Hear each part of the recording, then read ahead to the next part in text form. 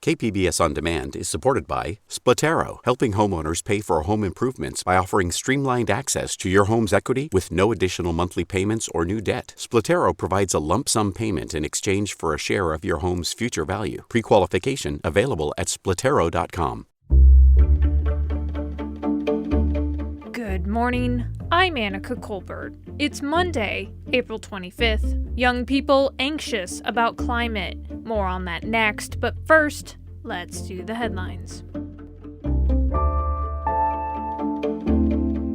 COVID-19 cases are going up in San Diego County. Last week, more than 2,200 cases were reported. That's about 300 more cases than the previous week. Dr. Francesca Torriani is the program director for infection prevention at UC San Diego Health. We opened up society in San Diego and across the world. So because we still have circulating cases and because now the BA2 variant is predominant, that's what we're seeing, right? It's kind of expected.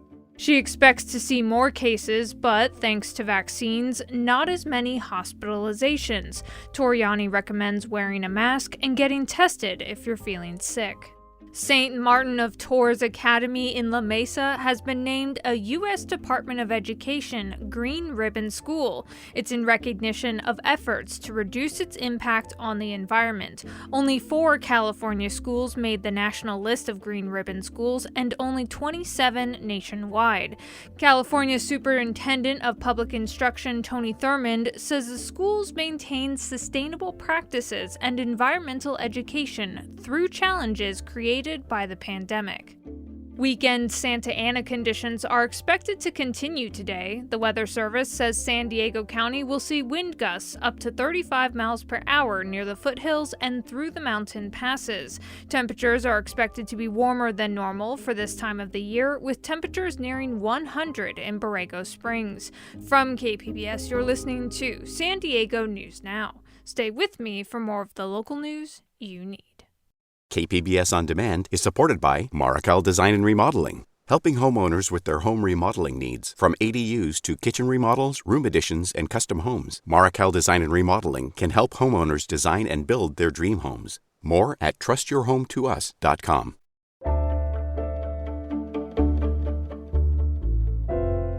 A new poll finds that 80% of Gen Z youth in California have experienced anxiety, stress, or feelings of being overwhelmed as a result of learning about climate change. KQED reporter Anais Afiliolino reports. Young adult Californians worry more than older generations about climate change. That's according to a new poll from insurance company Blue Shield. But the vast majority are also engaged in climate activism and conversations about these issues. Hannah Estrada worries about climate change, but she puts her energy into organizing. When we get on Zoom calls and there's young people organizing from different parts of the Bay Area or the country, there's hope in that. There's a lot of hope and optimism when you come together with community. Estrada is with Oakland's Youth versus the Apocalypse, a climate justice organization. For the California Report, I'm Anais Afiliolino.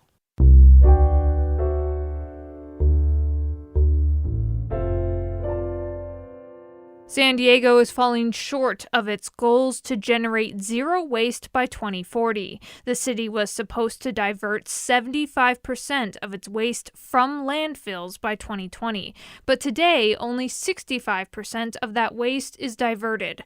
Ken Prue is the deputy director of the City of San Diego's Environmental Services Department. He spoke to KPBS Midday Edition host Maureen Cavanaugh.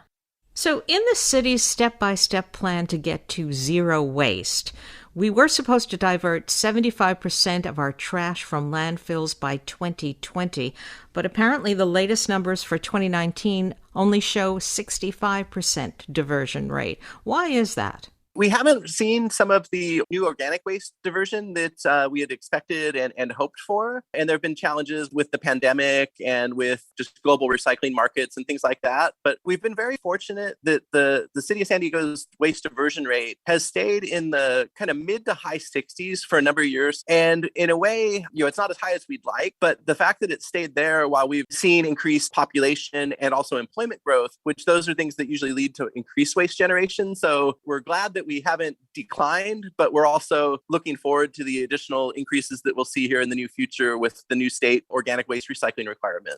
Now, a report from Cap Radio last year estimated that 20 to 40% of the trash Californians put in their recycle bins actually ends up in landfills. What are the reasons for that?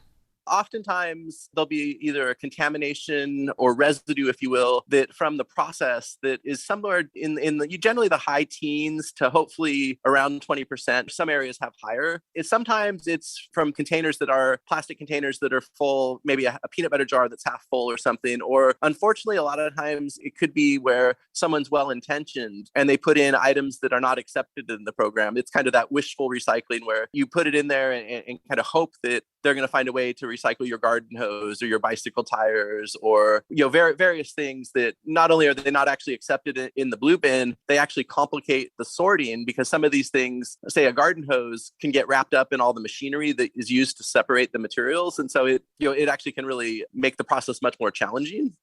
And talk about challenging, a new state law that went into effect this year requires that cities begin organic waste recycling. How is San Diego rolling out that program? It's happening on a number of levels, and thankfully we're building on great programs that we were already implementing because for a number of years we've done what we call our commercial food scraps recycling program, where we work with large generators and basically they separate their food scraps and we send them for composting. We also do a lot with those generators with edible food recovery and encouraging donation and putting it to better use, say, than composting it. Because if you can take it and feed people with that edible food or even to feed animals, that's a better thing than even getting to the point of composting it. And then as far as getting it to the actual residents, for the homes that are serviced by the city of San Diego, we've gone through and we've thankfully been granted the budget by our city council and mayor to take the steps to prepare for the organic waste recycling implementation. So last June, we ordered the new collection trucks that we need, and we're in the process of hiring the drivers, and we have the containers lined up. There's all these pieces coming together. And currently, we expect to begin delivering those new containers and service to the city service residents in January. And then on the other side, a lot of the multifamily properties, so a lot of apartments and condos and all the businesses, they're serviced by private companies. And so those haulers are ramping up their services because with the new organic waste recycling requirement, it requires basically anyone and everyone in the state to recycle their organic materials. So their food scraps, their yard trimmings, and other related materials. So multifamily units and commercial units are going to be recycling organic waste, let's say in the next few months. Residential neighborhoods should be getting all that information by January. How much waste is the new organic recycling program supposed to divert from landfills? Based on our most recent waste characterization study, 15% of all that's thrown into a landfill is actually food. So not even getting into the other organic materials such as yard trimmings or non-hazardous wood waste or things, just food by itself is 15% of everything that gets thrown away. And so there's a lot of material there to be recovered or potentially recovered. And there's a lot of efforts to help educate people and just ultimately get everybody in the habit. And then there'll be significant amounts of diversion and benefits that go with that. And that was Ken Prue, Deputy Director of the City of San Diego's Environmental Services Department. He was speaking with KPBS Midday Edition host Maureen Cavanaugh. California may see longer wait times and higher costs for abortion services due to restrictions in other states. The California Report's Alex Hall has more. California residents may see increased wait times and costs for abortion services due to restrictions in other states. Jody Hicks, president of Planned Parenthood Affiliates of California, says the organization is already seeing rising demand at Planned Parenthood centers across the state. It will not just be people in other states that will suffer increased wait times, increased costs, or worse. Californians could too, Because as we know, the need for abortion services does not disappear just because an extreme politician puts a ban in place. Hicks says centers here have seen an average of 80 out-of-state patients a month since Texas imposed new abortion restrictions. She says hundreds of new abortion restrictions have been introduced in 40 states as of the start of this year, with more on the way.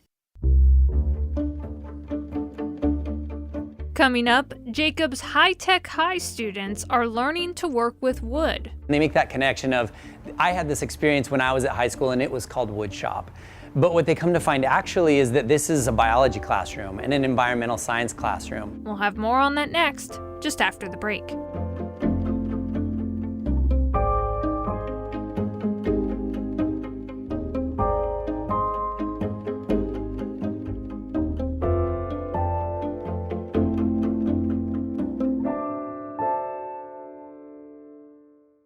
KPBS On Demand is supported by the San Diego County Toyota dealers, offering a new 2025 lineup of vehicles at your local Toyota dealer, including a new Tacoma with turbocharged 4-cylinder engines and a hybrid powertrain option. The San Diego County Toyota dealers. We make it easy.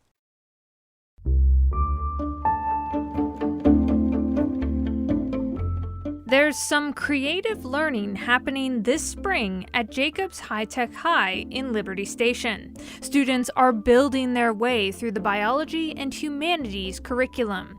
KPBS education reporter MG Perez tells us how hardware is making a difference in these classrooms. And let's do the first one and I'll kind of show you the nail gun. We need to refill this today. Pat Holder is a humanities teacher who uses a nail gun and a hammer and even a saw. Mr. Holder is in the middle of a lesson with his class of 11th grade students at Jacobs High-Tech High. The tools are for the furniture they're building while learning about the origins of life, starting with the Big Bang. We think learning happens best through projects, right? And projects give us a chance to do hands-on work, design things and bring them to life, and we can do it all related to the content areas that we teach. We're going to set you guys up by the bandsaw. Students in the High-Tech High charter school system are used to unconventional learning, but this is really outside the box. The handmade wooden box, that is, or maybe a table. Belin Perea is a junior who says she's learned a lot and gained some real scientific perspective working with wood.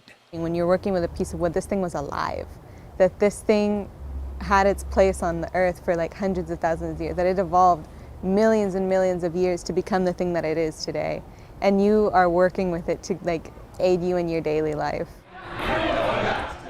Down the hall, students are designing and building more furniture, led by John Santos, who has 18 years of experience teaching environmental science. There are tools hanging on every wall. Visitors to his classroom are often confused, looking around the learning space. Here's what they tell him. They make that connection of, I had this experience when I was at high school and it was called wood shop. But what they come to find actually is that this is a biology classroom and an environmental science classroom. So should I cut those then to 10 degrees really quick? In the mornings, there are much more traditional lessons involving laptops and learning about data collection, science experiments, and assessments. But after lunch each day, students collaborate and create for almost 2.5 hours before the final bell rings. Isaiah Castro hopes to be accepted at UC San Diego.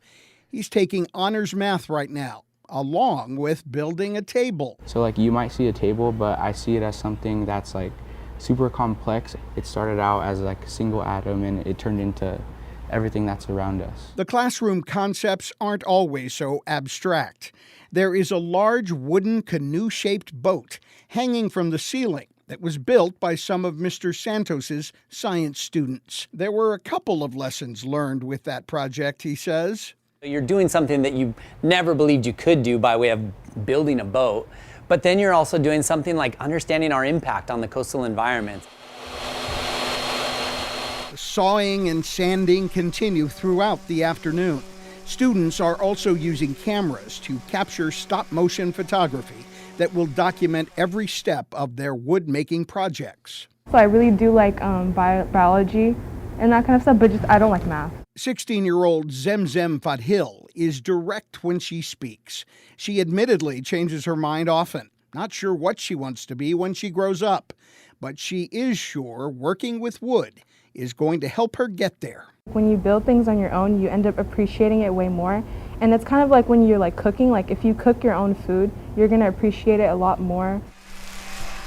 All the furniture built this semester in the science and humanities classes will be sold at the end of the school year as a fundraiser. As for making a good grade in these classes, that's unconventional too. Pat Holder assesses each of his students individually. We have learners of different talents, of different levels coming into our space, so I'm not going to ask them to answer a singular question or do a singular task. That is creative learning. These students will now add to their toolbox. MG Perez, KPBS News.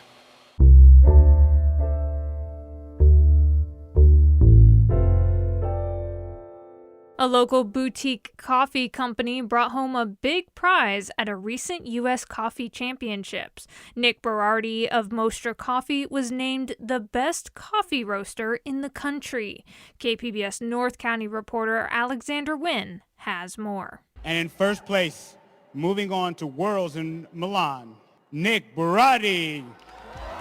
With that, Mostra head roaster Nick Berardi won the Roaster Awards at the Coffee Championships in Boston earlier this month. It was pretty intense for 3 days. Berardi was up against some of the top roasters from around the country. They had to evaluate unroasted coffee for defects, submit a roasting plan, and, of course, roast the coffee. So, what makes for a good coffee roast? We kind of joke around and say that coffee's done when it speaks to us. It's both an art and a science. Berardi is now preparing for the World Championships in June in Milan. Alexander Wynn, KPBS News. And that's it for the podcast today. As always, you can find more San Diego news online at kpbs.org. I'm Annika Colbert. Thanks for listening and have a great day.